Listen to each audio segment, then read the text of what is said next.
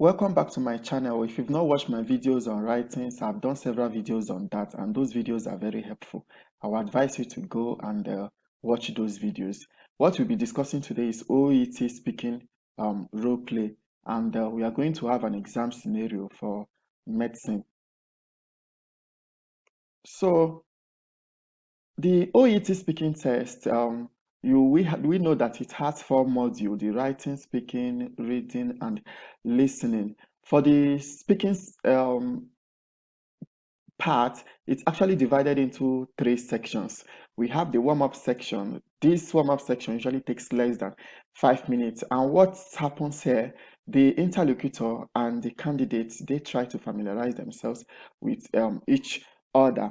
After this warm-up section, the next section will now be the task one. The task one usually takes less than usually takes a maximum of 5 minutes. And before the task one starts, you are given 2 to 3 minutes to go through the OET speaking role card that will be given to you to study it before you start. And after this second section is now the third section. The third section of the exam is also similar to the second section. Another case will be given to you to also talk about, and it also followed the same pattern. 2 to 3 minutes will be given to you first to study the case, after which you now have 5 minutes to talk about the case. As we all know, in OET speaking, you are the person to initiate the speaking, you are the person to sustain the speaking, and you are the person to end the speaking. Unlike in IELTS, where the examiner is the one guiding and directing how the exam will go. In OET speaking, the interlocutor is not the examiner. He or she is just there to play the role of a patient for you. So you are the one to pilot the speaking to any direction you want it to go. So you need to understand the criteria that they use in OET to assess your speaking test, because after the speaking, the recording is taken to the examiners. Usually two independent examiners evaluate your speaking. So and they follow these 9 criteria, and the 9 criteria, they are divided into linguistic and clinical parts. The first 4 on the list are the linguistics, while the remaining 5 are the clinical part. Now, for the linguistics, they usually give you a score of 0 to 6 for each of the criterion, and for the clinical part, they award you a score of 0 to 3 for each of the criterion. Now, the intelligibility, which is the first criterion in the linguistic part, the intelligibility, what they are trying to assess here, they are trying to determine if you can express yourself clearly for someone to understand. Your patient you are talking to, does your patient understand your English clearly? That means you have to pronounce your words very well. This part also assesses if what the patient is telling you, you yourself, you also understand. So that's what the intelligibility is all about. Let me make something clear here. Some persons have that wrong notion about OET speaking, that in OET they also assess your accents. That is not true. We all have different accents. I am a typical Nigerian. I have Nigerian accents. Even in Nigeria, you have different accents too. If you also go to India, they have their own accents, and every country or each zone, they have their different accents. So our accents cannot be the same. So don't try to fake your accents. Don't try to mimic any other person's accent. Just be true, stick to your accent, and try as much as possible to express yourself clearly in simple English. Then the second point is the fluency. How do you talk? While talking, do you hesitate? Do you say do you say all those? Even a native speaker, while speaking, occasionally they try to use these fillers like but when you are now using these fillers too frequently, you are now using it too often, it becomes it reduces your fluency. Another point they also examine is the appropriateness of the language. The language you are using here, is it hospital related? Is it medically related? Or are you using language that is not appropriate for your speaking? Or you are using slangs or using informal language. The OET speaking appeared to be a little bit informal, but I'll not say it's informal. It's actually like a semi-formal setting. Because it's a semi-formal setting does not mean that you should use slangs or use informal language for your exam. Then they also assess your they also assess your grammar and your expression. The grammar you are using, are they correct? Do you use a plural verb for singular noun? Do you use past tense for present tense? And also they try to assess all this to know if you can speak good English with a well constructed grammar. Then another point now they assess from point number 5 to point number 10 is actually the clinical aspect. So they want to assess the relationship, how you establish your relationship with the patient. Were you able to engage these patients from the beginning of the discussion to the end of the discussion? Are there some points at your discussion when you and the patient, there is a kind of disconnect? Maybe the patient is asking you a particular question, you are answering another question altogether, or the patient is lost in your taking the patient to. So there must be this relationship building right from when you even greeted the patient, introduce yourself to the patient, and to the end of the discussion. That relationship must be a mutual one, and it should be a good and strong relationship. So that's what they, and the way you express yourself will determine this. The way you talk to the patient, the way you calm the patient down when the patient is aggressive, the way you empathize with the patient when this patient is not happy will also make your relationship with the patient to be very strong. Then the next point is understanding and incorporating the patient's perspective. When this patient is in tears, when this patient is worried, when this patient is anxious, are you concerned? Do you actually express yourself to the patient to actually, so that the patient will feel that you're actually feeling the patient's pain? So that's what this part. So you have to express a lot of empathy in OET speaking, especially when there are pointers to that. When the patient is aggressive, when patient is angry, when patient is worried, when patient is in pain, you actually have to express some empathy, like saying things like, "Oh, I'm sorry. Oh, I know this has been very difficult for you. Oh, I can understand how you feel." So these are some of the expressions that you can use to express empathy. Another point they also assess is the ability to provide a structure for your speaking. The way you are taking your points after each other. Are they well structured? Are you jumping from number 1 to number 5 of the points given to you? Are you starting from the middle? So you have to build a structure that will be logical from the beginning to the end. Then the next point they also assess is your information gathering. How were you able to get information from this patient, and how were you able to get information from this patient? Were you able to express yourself to the patient so that the patient will be able to give out information that are necessary for you to make a diagnosis? Then the last point is information giving. How do you also give this patient information? Do you give this patient information in a way that the patient will understand? So these are the things that they assess. And from number 1 to number 4, they award you a score of 0 to 6, and from 5 to 9, they will award you a score of 0 to 3.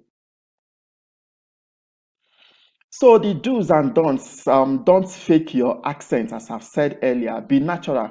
Don't be too fast and don't be too slow. And another point I want to also bring out here, we all differ the way we talk. Some persons, they talk very fast. There's some other persons, they talk very slow.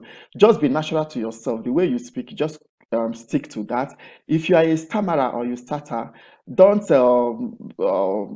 feel sorry for yourself or feel like, oh, OET is not for me. You can actually do it. For stammerers, what I would advise you to do, that first part, the warm-up part, just try to stammer a lot, stammer very well in that first part, because that first part, the warm-up part, They try to know exactly how you speak, your verbosity, the way you talk naturally. So if in the warm-up part you now pretended that you don't stammer and you conceal the way you talk, by the time the exam starts properly, you cannot hide that part of you. You will definitely stammer, and then it will now appear as if it's because of the exam. You are now slowing down, you are now mumbling words. So if you're a stammerer, express yourself very well in the warm-up exercise, so that when the exam starts, they will know that yes, this person actually stammers, and you also be considered in that line. So you can actually ask questions for clarification when the roll card is given to you. Anything you don't understand, point it out and ask the interlocutor. And don't waste too much time on examination. For example, some role play card, there might be a point where you have to examine, or they say, oh, you've examined this patient. So don't try to waste too much time. Or you want to incorporate examination into your listing. You know, it's what you are talking that they listen to. So don't just waste time saying you are examining. You can just say, okay, let me examine you, and immediately you start talking. So always show empathy is very when necessary. I've said that before. And do not shout and don't whisper. When you are talking, don't shout. Don't shout, because it will even irritate the interlocutor in the first instance. The person listening to look as if you are in a war. You know, it's a cordial relationship with patients. So please do not shout while talking to your patient, and try as much as possible to be polite. Don't be authoritative. Don't be bossy. Try as much as possible to use polite words like could, would, all those type of expression. It will make your speaking to be more. Um, it will make it nicer generally. So another point I also want to raise here is this.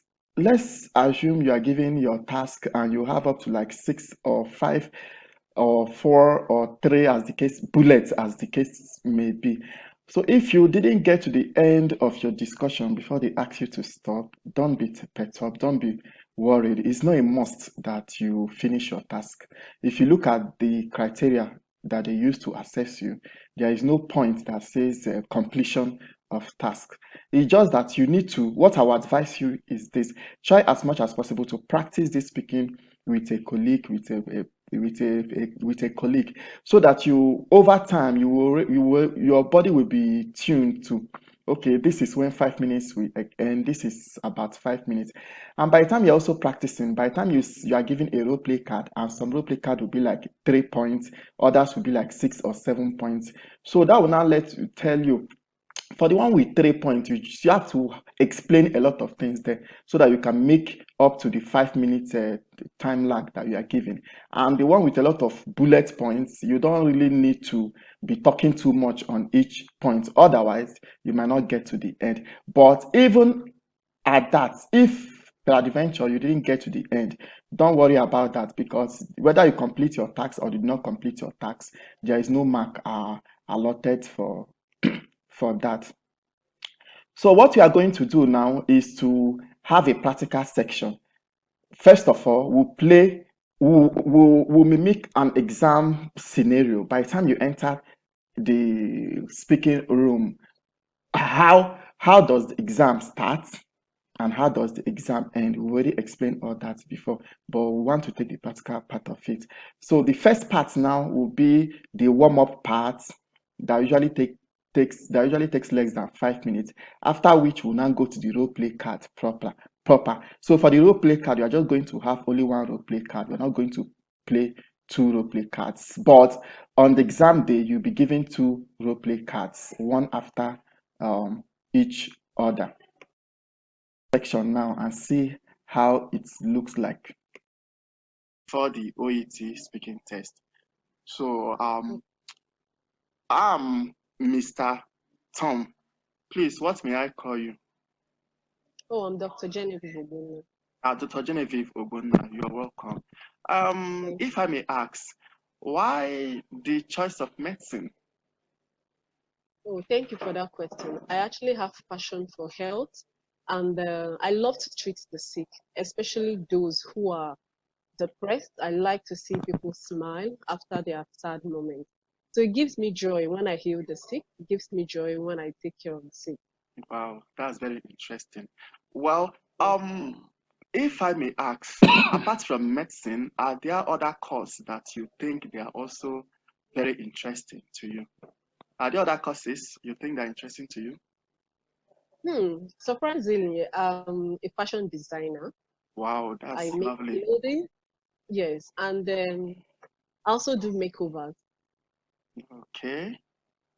Yeah. Wow, that's interesting. Well, this question might sound a little bit weird.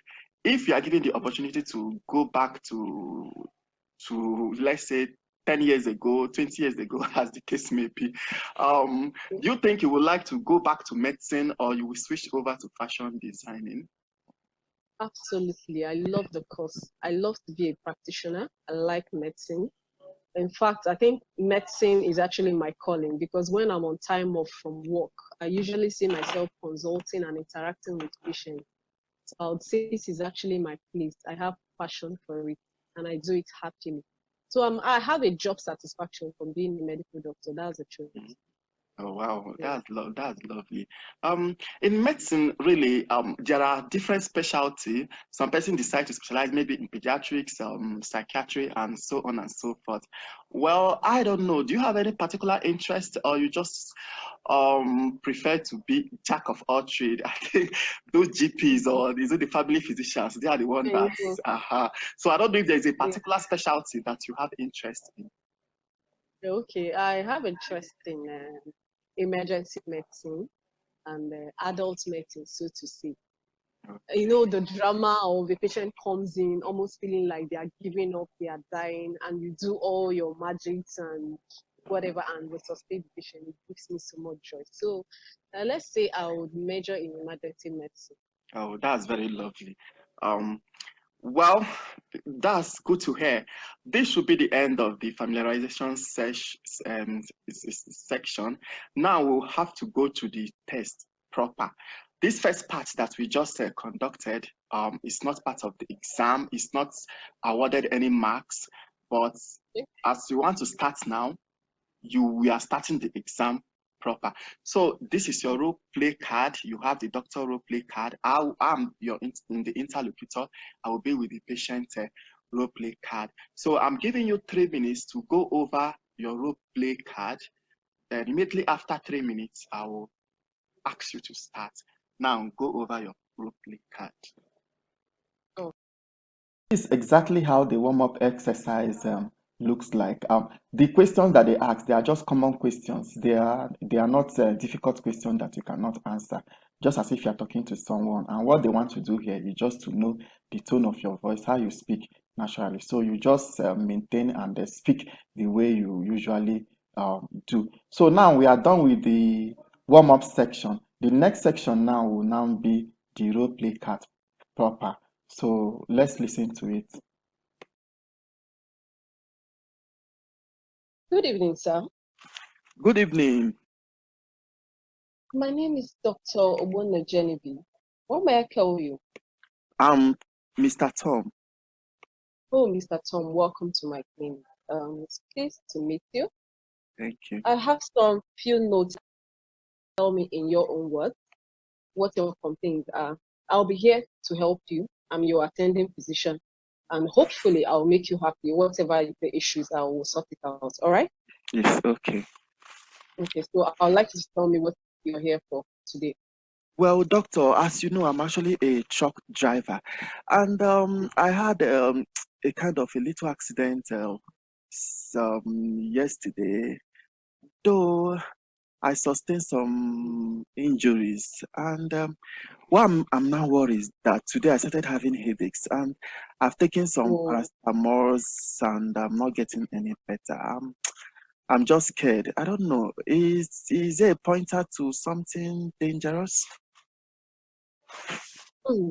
Mr. Tom, I'm so sorry to hear about this incident.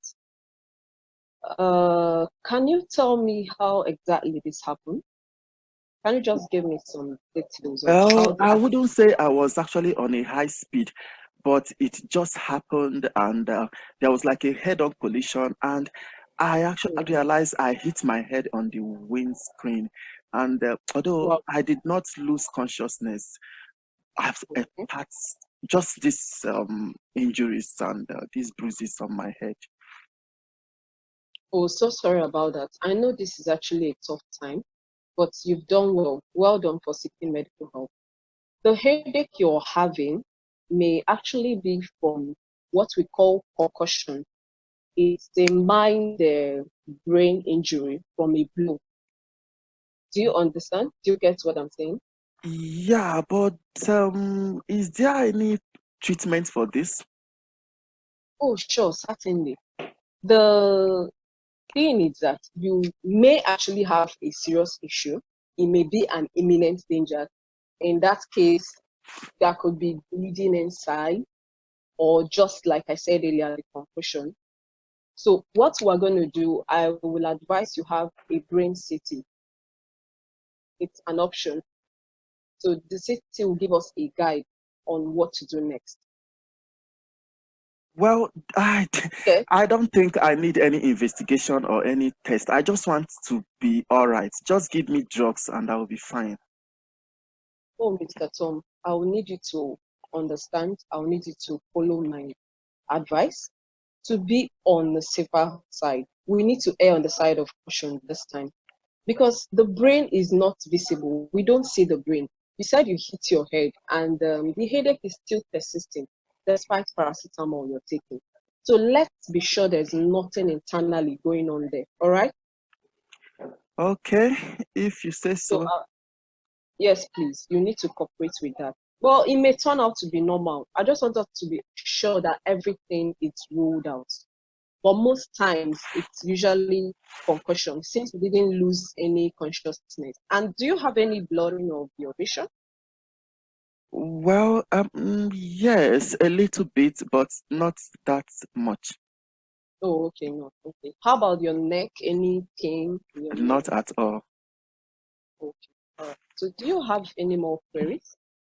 No, I'm fine. Let's go ahead with the city, please.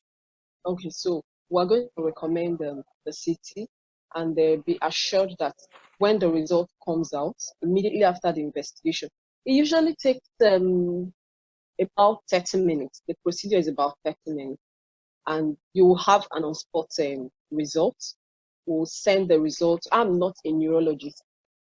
I would have to send the report to a neurologist to do an interpretation. So within 25 minutes, we'll have a result for you. Okay? Okay. Okay. So when the result is out, we'll take it from there. There All right. are All options right. Your of, time is up. oh, nice meeting you, Katon. Okay. All Thank right. you. So you're welcome. So that's exactly how the exam goes.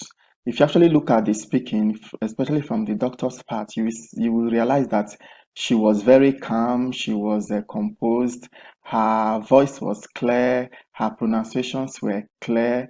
So all those criteria are meted out. I think she eventually achieved everything. She was able to carry the patient along. She was able to give out information. She was able to listen to the patient without interrupting the patient and all that. So this is exactly what you are supposed to do in the exam. And I believe the more you practice, the better you become.